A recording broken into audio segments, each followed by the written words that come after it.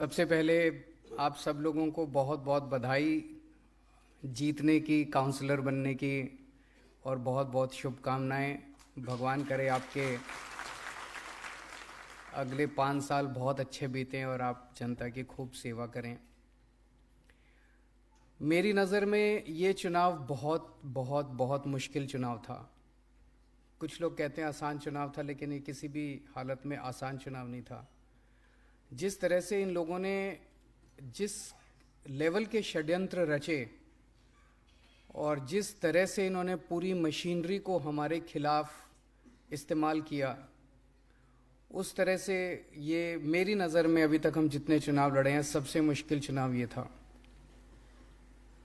पूरी की पूरी इनकी मशीनरी उतर आई। इनके 7 मुख्यमंत्री, 17 केंद्रीय मंत्री, अमित शाह जी खुद, जेपी नड्डा साहब खुद, इनके राष्ट्रीय अध्यक्ष, वो सारे तो थे ही। जिस तरह से इन्होंने मीडिया पे दबाव डाल के, मीडिया को धमका के, मीडिया की बाह मरोड़ के 24 घंटे हमारे खिलाफ दुष्प्रचार किया। रोज सवेरे 9 बजे मैं देखता था, 8:30 9 बजे एक वीडियो निकल के आ जाता था, कोई फर्जी वीडियो एक निकल के आ जाता था, और फिर वो 24 घंटे सारे चैनलों पे केवल और केवल वो वीडियो चलता था। हम पॉजिटिव राजनीति करने वाले लोग हैं। हम जब भी किसी चुनाव में जाते हैं हम कहते हैं जी हमने ये काम किए और हमें वोट दो, आगे हम ये काम करेंगे। हम अपने कामों की बात करते हैं, हम अपने कामों के इर्द गिर्द अपना नैरेटिव बनाते हैं। हमें तो नैरेटिव बनाने ही नहीं दिया इन्होंने। हम सोचते थे हम 10-11 बजे प्रेस कॉन्फ्रेंस करके आज ये कहेंगे कि हमें वोट दो, हम कूड़े के पहाड़ हटाएंगे। पता चलता था 8:30 बजे ही कोई वीडियो आ गया, वो 24 घंटे वीडियो ही चल रहा है, हमारी प्रेस कॉन्फ्रेंस तो चलती ही नहीं थी। इतने वीडियो लेके आए, इतने फर्जी वीडियो लेके आए। तिहाड़ जेल के किसी ठग को पकड़ लिया, उससे चिट्ठियों पे चिट्ठियां लिखवा रहे हैं। कभी सतिंदर जैन को जेल में डाल दिया, कभी मनीष सिसोदिया के खिलाफ फर्जी केस कर दिए, कभी कैलाश गहलोत के खिलाफ फर्जी केस कर दिए। इतने सारे फर्जी case, CBI, ED, income tax की इतनी सारी रेड। मैं समझता हूं कि इस किस्म का युद्ध इन्होंने किसी के साथ नहीं किया जिस किस्म का युद्ध इन्होंने एमसीडी के चुनाव के दौरान किया। इन्होंने हमें बदनाम करने में कोई कसर नहीं छोड़ी। ये नहीं कहते थे कि बीजेपी वाले ये नहीं कह रहे थे कि भाई हम ईमानदार हैं और आम आदमी पार्टी वाले चोर हैं। वो ये कहते थे हम तो चोर हैं, ये भी चोर हैं, हमारे जैसे ही हैं ये भी। उनका पूरा का पूरा जो हम बार बार हर फोरम पे खड़े होके कहते हैं हम कट्टर ईमानदार हैं, ईमानदारी हमारी आइडियोलॉजी, हम कट्टर ईमानदार हैं, वो इसको ध्वस्त करना चाहते थे कि नहीं ये ईमानदार नहीं है, ये हमारे जैसे ही हैं, ये ईमानदार नहीं है, ये हमारे जैसे ही हैं। इनका पूरा का पूरा ऑपरेशन इसी के ओर था। पर जनता को बेवकूफ़ थोड़ी बना सकते हो। ये लोग सोचते थे जनता पागल है, ये लोग सोचते थे जनता को बेवकूफ़ बना लेंगे। इनका सारे दुष्प्रचार के बावजूद जनता ने आपको वोट दिया। इसका मतलब हम लोगों ने पिछले कुछ सालों में जो कमाया है, जो मेहनत की है, जनता उसको देख रही है। टीवी पे चलाते थे मनीष सिसोदिया सबसे बड़ा भ्रष्टाचारी, गली में हो रहा होता था कि बीजेपी वाले चोर हैं। गली में जनता कह रही होती थी बीजेपी वाले चोर हैं, लेंटर पे पैसा खाते हैं। मैंने देखा एक सोशल मीडिया पे किसी पत्रकार ने पूछा किसी से, कहता है जी वो मनीष सिसोदिया के खिलाफ ये आरोप लगे हैं, ये आरोप लगे, आपको क्या कहना है? वो बोला जी मेरे बच्चे का तो भविष्य बना दिया। ऐसा आदमी जो बच्चों के स्कूल अच्छे करता है वो कोई चोर थोड़ी हो सकता है। तो आप जनता को बेवकूफ़ समझते हो क्या? तो हमने जितने काम किए हैं अभी तक, और हमने अपने आचरण के जरिए जो जनता का दिल जीता है, वो ये लोग तोड़ नहीं पाए। अब इसे आगे ले जाने की जिम्मेदारी आपकी सबकी है। अगले 5 साल में कुछ ऐसा करना कि वो विश्वास और सुदृढ़ हो। ऐसा ना हो जाए कि 5 साल के बाद वो विश्वास जनता का कम हो जाए हमारे ऊपर। विश्वास और ज़्यादा बढ़ना चाहिए, विश्वास कम नहीं होना चाहिए।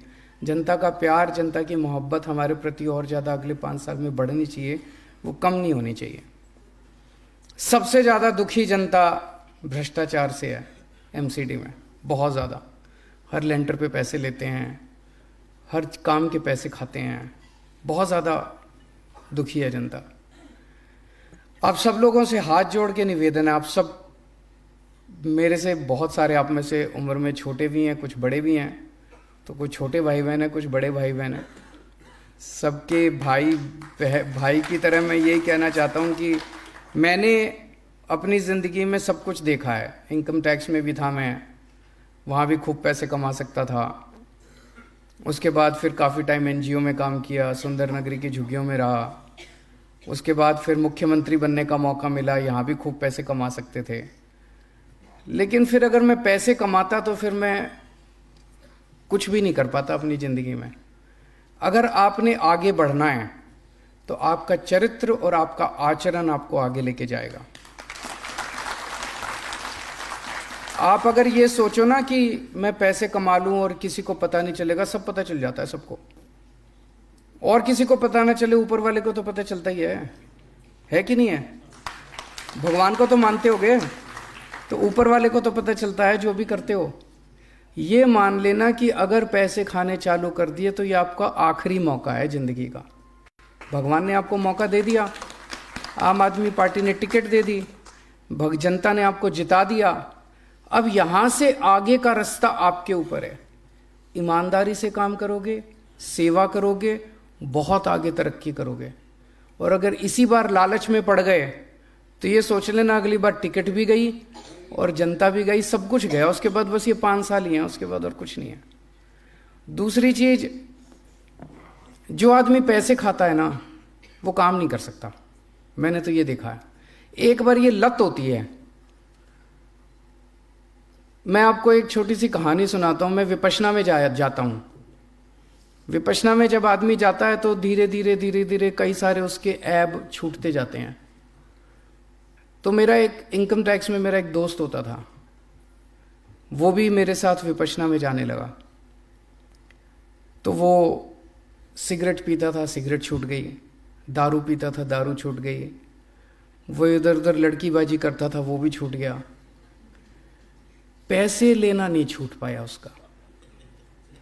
छोड़ना चाहता था, छूटा नहीं। मैंने पूछा उससे, कहता है जब भी मेरे सामने कोई इनकम टैक्स पेयर आके बैठता है, एसएससी आके बैठता है, कहता है मेरा शरीर कांपने लग जाता है अपने आप, खुद ब खुद। वो लत लग गई थी उसको। इतनी गंदी लत है ये पैसे की, इतनी गंदी लत है, ये छूटती नहीं है, बड़ी मुश्किल से छूटती है। इस लत को मत लगा लेना, नहीं तो बर्बाद हो जाओगे। आप भी बर्बाद होगे, आपके बच्चे भी बर्बाद होंगे। ये सीबीआई ईडी वाले तो बाद में आएंगे, वो तो बर्बाद करेंगे ही करेंगे। जेल भी जाना पड़ेगा, सब कुछ बर्बाद, इज्जत भी जाएगी, सब कुछ खराब होएगा, लेकिन आप भी बर्बाद हो जाओगे। और दूसरी तरफ अगर आपने ईमानदारी से काम किया, आज मनीष सिसोदिया ने, हमने, सब लोगों ने ईमानदारी से काम किया है, तो इतने बड़े षड्यंत्र के बावजूद भी कोई हमको बेईमान नहीं मान रहा। कह रहे हैं जी ये ईमानदार लोग हैं जी। और अगर आपने पैसे लेने चालू कर दिए तो इज्जत भी जाएगी, सब कुछ जाएगा। फिर जनता आपके साथ, कोई आपके साथ खड़ा नहीं होगा। और आपके परिवार वालों को जो दुर्गति होती है, आप तो की तो होगी, परिवार वालों की जो दुर्गति होती है वो बहुत ज़्यादा होती है। और इसके काउंटर में अगर आपने ईमानदारी से काम किया तो उसका जो सुकून मिलता है, बहुत ज़्यादा सुकून मिलता है, बहुत ज़्यादा शांति मिलती है, जनता की इज्जत मिलती है, बहुत इज्जत मिलती है। आप बाहर निकलो, जनता इज्जत करती है। और आदमी जिंदगी में चाहता क्या है? आप जितने लोग यहाँ बैठे हो, कोई ऐसा नहीं है कि भाई किसी के घर खाने के लाले पड़े हों। भगवान ने आपको सबको ठीक ठाक दे रखा है। सब, आप में से सब लोग इज्जत चाहते हैं कि मेरे को अब इज्जत और मिले, दुनिया की इज्जत मिले। वो इज्जत तभी मिलेगी जब आप ईमानदारी से काम करोगे और जनता का काम करोगे। तो पैसे ना ले लेना, बाकी 2-4 काम कम कर दो तो चलेगा, लेकिन कहीं ऐसा ना हो कि इस बार हम बीजेपी के भ्रष्टाचार के खिलाफ लड़े हैं, कहीं ऐसा ना हो जाए अगली बार बीजेपी हमारे भ्रष्टाचार के खिलाफ लड़े चुनाव। ये नहीं होना चाहिए। तो आप पे बहुत भरोसा है, जनता ने भी भरोसा किया, आम आदमी पार्टी ने भी भरोसा किया, आपको टिकट दी, चुनाव जीते आप लोग।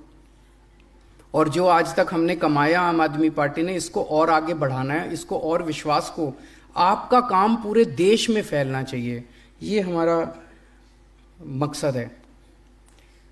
एक और इम्पॉर्टेंट बात है, एमएलए और काउंसलर मिल के चलना। मैं कई सारे एमएलए से मिलता हूँ, उनको ये डर होता है मेरी टिकट ना कट जाए। किसी की टिकट नहीं कट रही, चिंता ना करो। वो कहते थे शीला दीक्षित, एक कहावत है, शीला दीक्षित जानबूझ के चुनाव हारती थी एमसीडी के, ताकि दोनों, तो ये एमएलए को, कई एमएलए को ये डर रहता है कि मेरी टिकट ना कट जाए, काउंसलर बड़ा ना बन जाए। आप सबको पता है कि हम सर्वे पे देते हैं टिकट, एमएलए की टिकट भी सर्वे पे मिली, काउंसलर्स की टिकट भी सर्वे पे मिली। अगर दोनों बना के चलोगे तो काम 10 गुना बढ़ेगा, खूब काम होगा, पॉजिटिविटी फैलेगी, और पॉजिटिविटी फैलेगी तो अपने आप सर्वे में एमएलए का नाम आ जाएगा। और अगर आप लड़ाई करोगे तो एमएलए सोचेगा मैं इसके काम ना होने दूं, वो सोचेगा मैं एमएलए के काम ना होने दूं, ना तो एमएलए का सर्वे अच्छा आएगा और ना काउंसलर का सर्वे अच्छा आएगा, दोनों अपने हाथ काट लोगे। तो मेरा अपना ये थोड़ी सी स्ट्रैटेजी है भाई, बना के चलो, दोनों बना के चलो। कई लोगों को ये है, मैं बात करता हूँ एमएलए से, एमएलए कहते हैं जी इसने मेरे चुनाव में मेरे खिलाफ काम किया था। भूल जाओ, कोई बात नहीं, किया था। मेरे खिलाफ पता नहीं कितने लोग हैं जिन्होंने मेरे को काले झंडे दिखाए थे।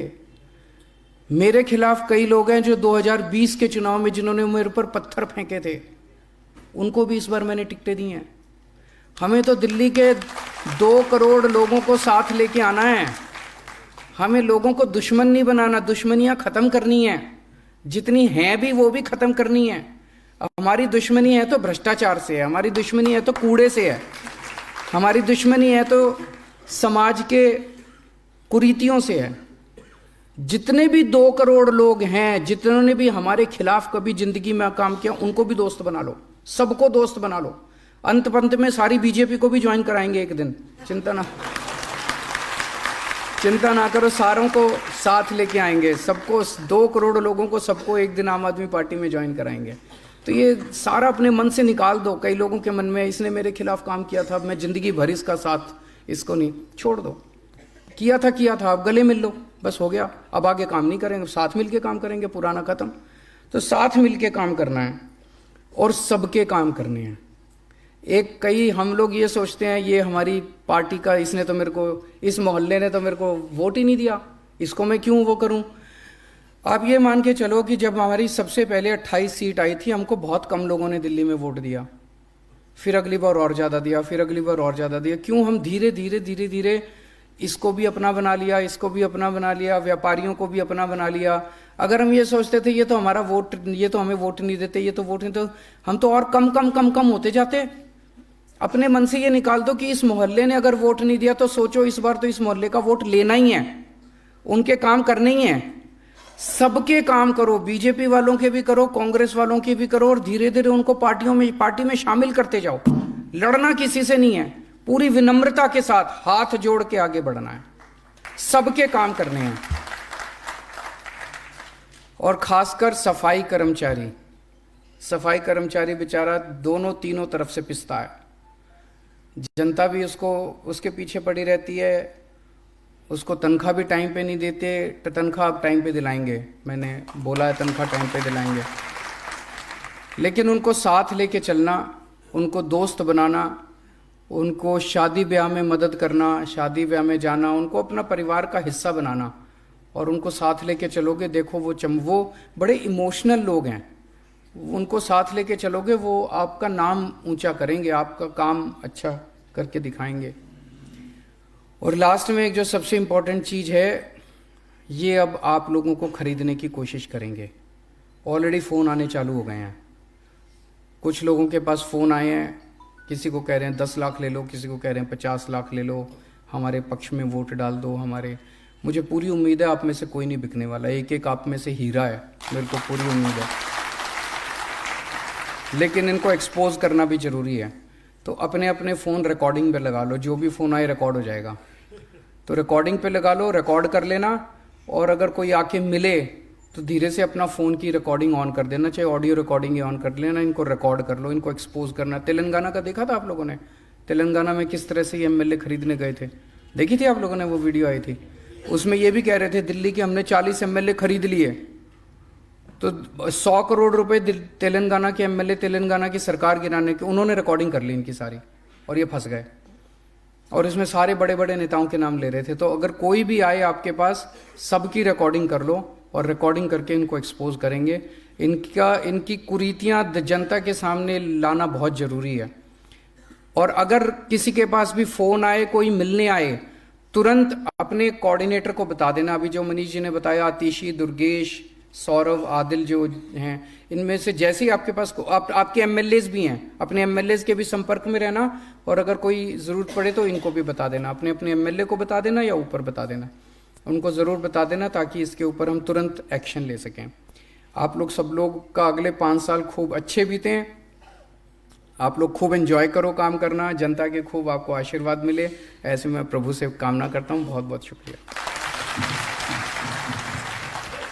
बहुत बहुत धन्यवाद मुख्यमंत्री जी। अब कार्यक्रम समाप्त करने से पहले एक बार हम सब लोग खड़े होंगे नेशनल एंथम के लिए, और उसके बाद जो है कार्यक्रम समाप्त होगा।